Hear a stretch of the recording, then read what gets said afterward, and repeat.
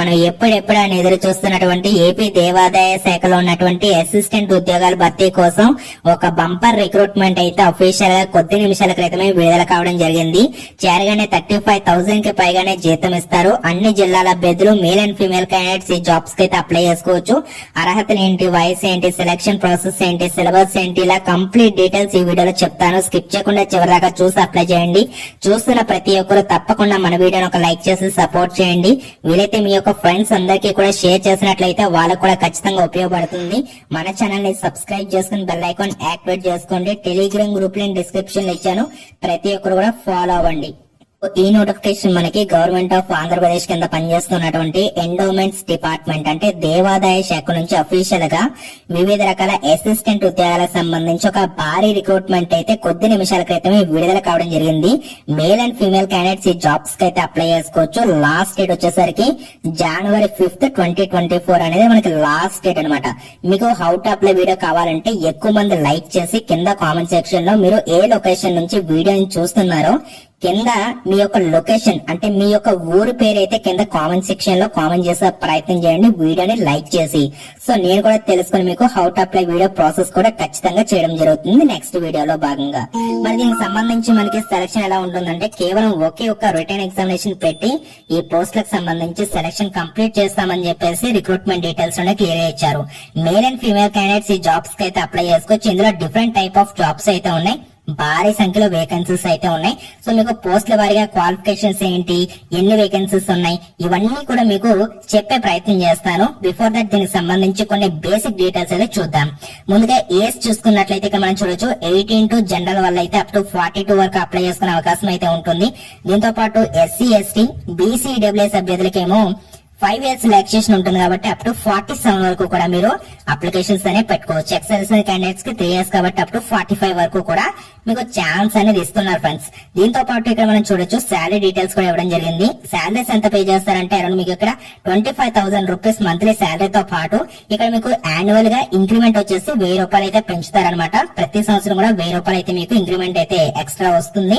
దీంతో పాటు extra allowances కింద ఇక్కడ మనకి ట్రావెలింగ్ అలవెన్సెస్ 2,000 రూపీస్ తో పాటు ఫోన్ చార్జెస్ కింద 1,000 రూపాయలు అయితే మీకు ఇస్తాము అని చెప్పేసి ఇక్కడ డీటెయిల్స్ క్లియర్ అయితే మెన్షన్ చేస్తున్నారన్నమాట. సో ఇందులో మనకి వేకెన్సీస్ డీటెయిల్స్ ఒకసారి చూసుకున్నట్లయితే మనకి ఎన్ని వేకెన్సీస్ ఉన్నాయంటే ఇక్కడ మనం చూడొచ్చు AEE సివిల్ సంబంధించి 35 వేకెన్సీస్ అయితే ఉన్నాయి గైస్. అలాగే ఎలక్ట్రికల్ సంబంధించి 5 వేకెన్సీస్. టోటల్ మనకి ఎన్ని ఉన్నాయి, 40 వేకెన్సీస్ అయితే ఉన్నాయి. ఇక్కడ మనం చూడొచ్చు అసిస్టెంట్ ఎగ్జిక్యూటివ్ ఇంజనీర్ సివిల్ కి సంబంధించి మనకి 35 వేకెన్సీస్ లో ఇక్కడ మనకి అదర్ క్యాస్ట్ వాళ్ళకి 15 వేకెన్సీస్, BC వాళ్ళకి 9, SC వాళ్ళకి 5, ST వాళ్ళకి 3, EWS క్యాండిడేట్స్ కి 3, ఇలా 35 వేకెన్సీస్ ఉన్నాయి. అలాగే ఎలక్ట్రికల్ డిపార్ట్మెంట్ లో కూడా వేకెన్సీస్ ఉన్నాయన్నమాట. Total 5 vacancies. టోటల్ మనం చూసుకుంటే 40 వేకెన్సీస్ అయితే ఉన్నాయి కదా. ఇవే కాకుండా ఇంకా మనకి ఇక్కడ టెక్నికల్ అసిస్టెంట్ సివిల్ కి సంబంధించి టోటల్ 30 వేకెన్సీస్ అయితే ఉన్నాయి. సో ఇందులో కూడా మనకి అదర్ క్యాస్ట్ వాళ్ళకి 13 వేకెన్సీస్, BC వాళ్ళకి 8 వేకెన్సీస్, అలాగే SC క్యాండిడేట్స్ కి 5, ST వారికి 2 అండ్ EWS క్యాండిడేట్స్ కి 2. సో అదర్ క్యాస్ట్ ఏంటంటే కనుక నథింగ్ బట్ మనకి జనరల్ వాళ్ళు అనమాట, జనరల్ వేకెన్సీస్ అనమాట ఇవి. టోటల్ ఇవేమో 30 ఉన్నాయి. అదేవిధంగా ఇవేమో మనకి అరౌండ్ 40 వరకు వేకెన్సీస్ అయితే ఉన్నాయి. సో మనకి సెలక్షన్ ప్రాసెస్ చూసుకున్నట్లయితే కేవలం సింగిల్ స్టేజ్ రిటర్న్ ఎగ్జామినేషన్ పెట్టి పోస్టులకు సంబంధించి సెలక్షన్ కంప్లీట్ చేస్తారు. అయితే మనకి మీడియం ఆఫ్ ఎగ్జామినేషన్ చూసుకుంటే ఇంగ్లీష్ లో మాత్రం మీకు పేపర్ అయితే రావడం జరుగుతుంది. ఇందులో మీకు 100 క్వశ్చన్స్ అయితే ఉంటే మల్టిపుల్ చాయిస్ క్వశ్చన్స్ అని చెప్పేసి డీటెయిల్స్ లోనే ఇచ్చారు. అయితే మనకి పేపర్ వచ్చేసరికి OMR షీట్ అని చెప్పేసి ఇచ్చారు కాబట్టి మోస్ట్లీ మీకు ఆఫ్లైన్ లోనే పేపర్ అయితే ఉండే అవకాశాలు అయితే ఉంటాయి. అయితే ఇందులో మనకి టాపిక్స్ ఏమేమి ఉంటాయంటే కనుక 10 మార్కులు వచ్చేసరికి ఇంగ్లీష్ లాంగ్వేజ్, 10 మార్క్స్ వచ్చేసరికి జనరల్ నాలెడ్జ్ అంటే జీకే, మిగతా 80 మార్క్స్ వచ్చేసరికి టెక్నికల్ అనమాట యాజ్ పర్ ద సిలబస్. ఓకేనా. సో ఇక్కడ మనకి డ్యూరేషన్ చూసుకుంటే 3 hours డ్యూరేషన్ అయితే ఇస్తామని చెప్పేసి రిక్రూట్మెంట్ డీటెయిల్స్ లో క్లియర్ అయితే ఇచ్చారు. సో మీకు ఇక్కడ ఎగ్జామినేషన్ సెంటర్ చూసుకున్నట్లయితే ఆంధ్రప్రదేశ్ విజయవాడలో మీకు ఇక్కడ ఎగ్జామ్ అయితే ఉంటుందని చెప్తున్నారు. Venue details will be informed అనేసి ఇచ్చారు. అంటే ఇక్కడ మనకి ఎగ్జామినేషన్ సంబంధించినటువంటి వివరాలు అంటే ఎక్కడ పెడతారు ఏంటని చెప్పేసి అడ్రస్ వివరాలు అన్ని కూడా హాల్ టికెట్ లో అయితే మీకు ఇస్తారు. హాల్ టికెట్ అనేది మీకు సో ఎగ్జామ్ కి 1 week ముందే మీకు అయితే పంపిస్తామని చెప్పేసి క్లియర్ అయితే ఇచ్చారు. వెబ్సైట్ లో కూడా మీరైతే డౌన్లోడ్ అనేది చేసుకొని చెక్అౌట్ చేసుకునే అవకాశం అయితే ఉంటుంది ఫ్రెండ్స్. ఓకేనా. ఈ పోస్టులకు మాత్రం కాస్త శాలరీ అయితే ఎక్కువ ఉంది గైస్. ఇక్కడ మనం చూడొచ్చు 35,000 రూపీస్ శాలరీతో పాటు యాన్యువల్ ఇంక్రిమెంట్ మీకు 1,000 రూపాయలు ఉంటుంది. దీంతో పాటు extra allowances 2,000 rupees travel allowances తో పాటు 1,000 రూపాయలు మీకు ఫోన్ చార్జెస్ అయితే ఇవ్వడం జరుగుతుంది. సో మనకి ఇక్కడ క్వాలిఫికేషన్ డీటెయిల్స్ చూసుకున్నట్లయితే 2 రకాల పోస్టులను అయితే భర్తీ చేస్తున్నారు. ఇందులో మనకి ఇక్కడ ఏఏ సివిల్ కి సంబంధించిన పోస్టులకు సంబంధించి సంబంధిత విభాగంలో BE కానీ బీటెక్ కానీ మీరు ఫినిష్ చేసి ఉండాలి. ఒకవేళ మీరు సివిల్ పోస్టులకు అప్లై చేస్తే సివిల్ విభాగంలో మీరు BE కానీ బీటెక్ కానీ కంప్లీట్ చేయాలి. ఒకవేళ మీరు ఎలక్ట్రికల్ విభాగంలో మీరు అప్లై చేయాలనుకుంటే ఎలక్ట్రికల్ విభాగంలో మీకు BE కానీ బీటెక్ కానీ కంప్లీట్ చేసి ఉన్నట్లయితే మీరు ఈ జాబ్స్ కి అయితే అప్లై చేసుకోవచ్చు. ఇవే కాకుండా టెక్నికల్ అసిస్టెంట్ పోస్టులు కూడా మనం అప్లై చేసుకోవచ్చు. ఒకవేళ మీకు ఈ క్వాలిఫికేషన్స్ ఉన్నట్లయితే ఇక్కడ మనం చూడొచ్చు. సో ఒకవేళ మీరు సివిల్ డిపార్ట్మెంట్ లో అప్లై చేద్దాం అనుకుంటే సివిల్ విభాగంలో ఎవరైతే డిప్లొమా ఫినిష్ చేశారో వాళ్ళు అప్లై చేసుకునే ఛాన్స్ అయితే ఉంటుంది. కాబట్టి సో ఈ జాబ్స్ కి అయితే మీరు అప్లికేషన్స్ అనేవి పెట్టుకునే ప్రయత్నం అయితే చేయండి. ఈ విధంగా క్వాలిఫికేషన్ డీటెయిల్స్ అయితే ఉన్నాయి. సో మనకి అప్లికేషన్ ఫీజ్ కి సంబంధించిన డీటెయిల్స్ చూసుకున్నట్లయితే మీరు 500 రూపీస్ టీడీ రూపంలో ఫీ అనేది పే చేయాల్సి ఉంటుంది. సో మీరు ఏదైనా బ్యాంక్ వెళ్ళి మీరు డీడీ అయితే తీయండి. సో ఎలా తీయాలి, ఎవరి పేరు మీద తీయాలంటే కనుక in favour of IEI engineering staff college of India ఈ యొక్క పేరు మీద మీరు డీడీ అయితే తీయాల్సి ఉంటుంది. పేబుల్ అట్ హైదరాబాద్ అని చెప్పినట్లయితే 500 రూపీస్ తీసుకొని మీకు ఒక డీడీ స్లిప్ అయితే ఇస్తారన్నమాట. ఈ యొక్క స్లిప్ కూడా మీరు మీ దగ్గర అయితే పెట్టుకోవాలి. సో దీనికి అప్లై చేసుకోవడానికి సెపరేట్ 2 ఫార్మ్స్ అయితే ఉన్నాయి గైస్. మీరు ఏ జాబ్ కి అప్లై చేస్తున్నారో ఆ జాబ్ కి రిలేటెడ్ గా ఉన్నటువంటి అప్లికేషన్ ఫామ్ అయితే డౌన్లోడ్ చేసుకోండి. వెబ్సైట్ లింక్ మీకు డిస్క్రిప్షన్ లో అయితే ఉంటుంది. ఫర్ ఎగ్జాంపుల్ కింద ఏ పోస్టులకు సంబంధించి ఎలా అప్లై చేసుకోవాలో చెప్తాను. మీరు టెక్నికల్ అసిస్టెంట్ పోస్టులకు కూడా అప్లై చేసుకోవచ్చు. సెపరేట్ ఫామ్ లింక్ అయితే మీకు డిస్క్రిప్షన్ లో అయితే ఉంటుంది. ఫస్ట్ ఈ విధంగా ఉంటుంది కదా, మీ యొక్క ఫోటో అనేది అతికించి దాని మీద మీరు క్రాస్ గా సైన్ చేయండి. బ్లాక్ లెటర్స్ లో మీ ఫుల్ నేమ్, అలాగే ఇక్కడ బ్లాక్ లెటర్స్ లో మీ యొక్క ఫాదర్ నేమ్ కూడా మెన్షన్ చేయాల్సి ఉంటుంది. మీ యొక్క gender, marital status, postal address, అలాగే mail ID, phone number, permanent address details అన్ని కూడా ఇవ్వండి. Date of birth, nationality India అని చెప్పేసి పెట్టండి.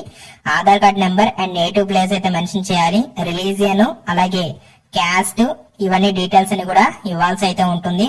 నెక్స్ట్ ఇక్కడ చూసుకున్నట్లయితే ఫిజికలీ హ్యాండిక్యాప్డ్ ఎస్ఆర్ అడుగుతున్నారు, ఇచ్చేసేయండి. అదే విధంగా ఓన్లీ హిందూస్ మాత్రమే అప్లై చేసుకోవాలని చెప్పేసి మరొక పాయింట్ లో క్లియర్ అయితే ఇచ్చారు, గమనించాలి ఇక్కడ మనకి.